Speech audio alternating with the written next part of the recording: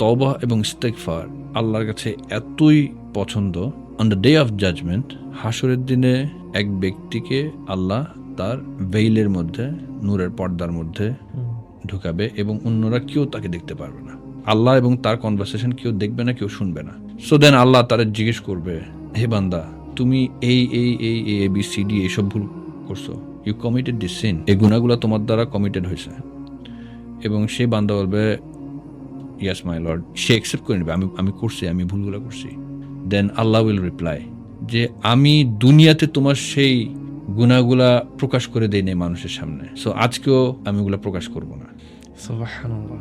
Subhanallah, it's the power of tawbah, it's the power of istighfar. We should keep doing this amal.